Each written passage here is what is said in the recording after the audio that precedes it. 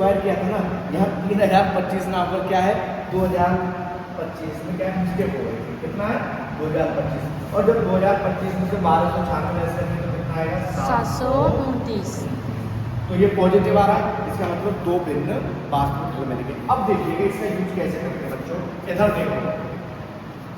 देखो हमको पता है हमने बी स्क्वायर माइनस 4ac यहाँ से निकाल लिया, कितना आ रहा था अपने पास 729। अपन डायरेक्ट रखेंगे, अब निकालने की जरूरत तो नहीं है, लेकिन देखो माइनस बी की वैल्यू क्या है अपने पास माइनस के 45 प्लस माइनस अंडर रूट कितना निकाला, यहाँ से हमने विलुप्त किया था जो बी स्क्वायर माइनस 4ac 729 बटे 2, और एक ही जगह पर हम क्या रखेंगे 1। अब देखो माइनस माइनस क्या हो गया plus 45 plus minus 729 under root होता है 27 का, तो ये कितना आ गया 27 बटे 2। अब देखो कैसे मान निकालते हैं। अब एक बार के लिए 27 कैसा लेंगे हम प्लस का, तो देखो प्लस लेने पर तो 45 प्लस 27 बटे 2 जोड़ो 7 5 12 के 2 हासिल के 4 4 और 6 और 1 7 बटे 2 घट गया, कितना आ गया 36। और दूसरा देखो माइनस लेने पर माइनस लेने पर बेटा क्या आ गया 45 माइनस 27 बटे 2। अब देखो 15 में से 7 गए तो 8 और 3 में से 2 गए तो 1 बटे 2, और यहाँ से कितना आ गया 9 आ गया। तो देखो दो भिन्न भिन्न वास्तविक मूल आ गए, एक तो कितना आया 9 और एक कितना आया 36, हमें ये मान मिल गए। ठीक है ना, तो इस प्रकार से हम सुविधा आचार फॉर्मूले का यूज करते हुए करते हैं। ठीक है बेटा, ये तो हो गया, लेकिन हमको ये करना नहीं था, हमको बस यहाँ पे ही छोड़ना था, हमको ये बताना था कि ये द्विघात समीकरण को सेटिस्फाई करता है या नहीं करता। लेकिन मैंने आपको सिखाने के लिए ये चीज़ एक्स्ट्रा करा दी, इसमें ये नहीं करना था, ये पूछ रहा था हमने ये समीकरण द्विघात है या नहीं है। ठीक है ना, तो ये नोट हो गया। अब सेकंड वाला है नंबर फर्स्ट का सेकंड क्या कहता है, पहले रीड कीजिए। कुछ कह रहा है एक कुटीर उद्योग एक दिन में कुल कुछ खिलौने निर्मित करता है, तो क्या लिखोगे माना निर्मित खिलौनों की संख्या, निर्मित का मतलब बनाना, खिलौनों की संख्या कितनी x। आगे क्या कह रहा है कि प्रत्येक खिलौने का मूल्य 55 रुपए में से एक दिन में निर्माण किए गए खिलौने की संख्या को घटाने के बराबर है। तो क्या लिखोगे प्रत्येक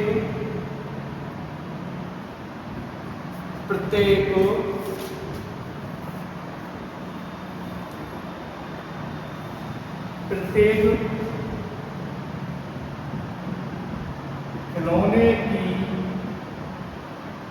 लागत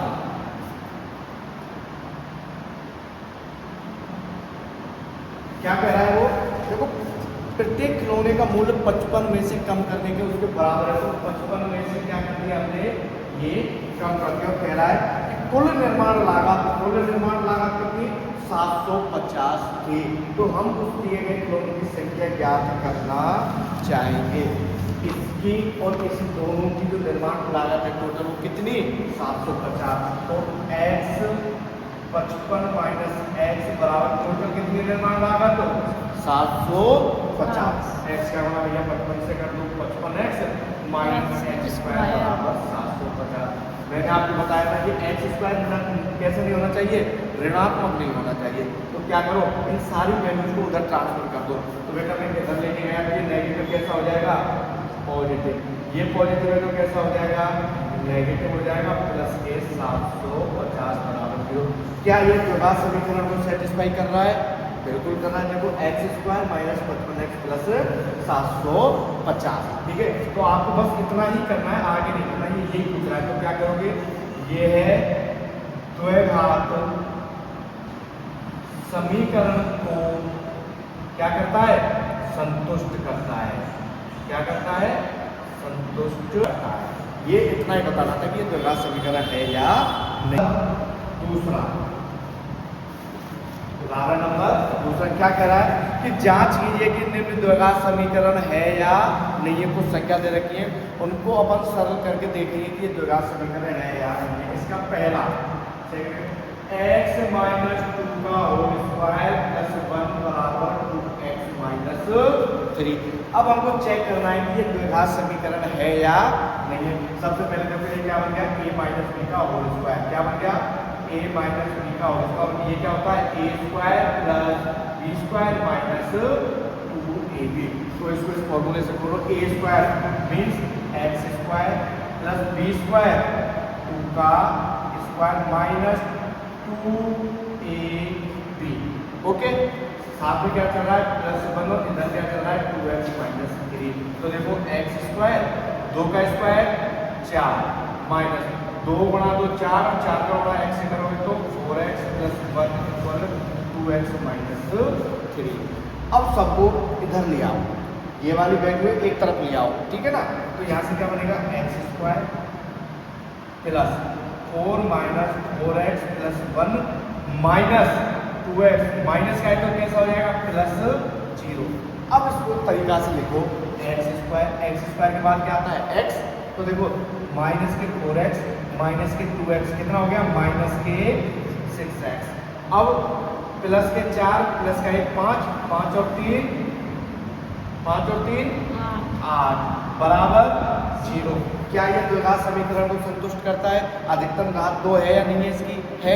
तो ये चेक किया तो ये क्या है, यह क्या है, यह द्विघात समीकरण है, यह द्विघात समीकरण होगा।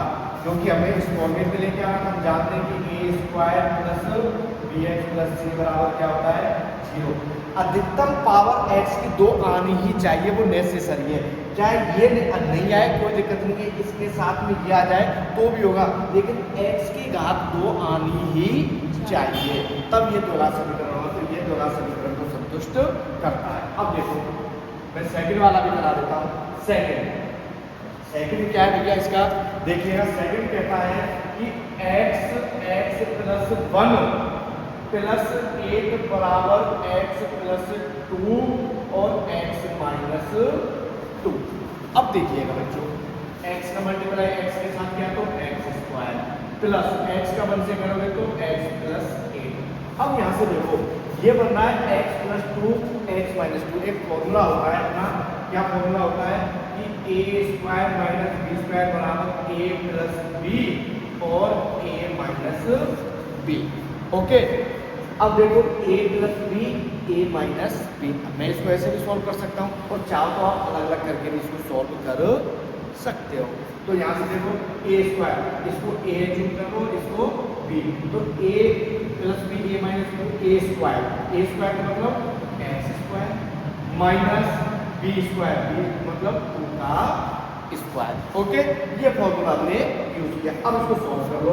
तो देखो सारी वैल्यू किधर ले आओ, x square plus x plus 8, ये प्लस का है तो इधर आके कैसा हो जाएगा, माइनस का। ये माइनस का है तो 2 का स्क्वायर कितना होता है, 4। तो माइनस का 4 इधर आएगा तो कैसा हो जाएगा, प्लस का 4 बराबर 0। अब देखो ये प्लस का x स्क्वायर, ये माइनस का कट गया।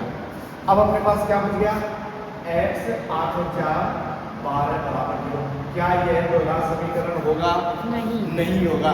क्यों, क्योंकि x की पावर 2 आना बहुत जरूरी है, तब यह द्विघात समीकरण होगा। चाहे x नहीं आता, x स्क्वायर आ जाता और प्लस 12 होता तो ये द्विघात समीकरण हो जाता। तो ये क्या, ये द्विघात समीकरण होगा क्या, नहीं होगा। यह है द्विघात समीकरण नहीं होगा।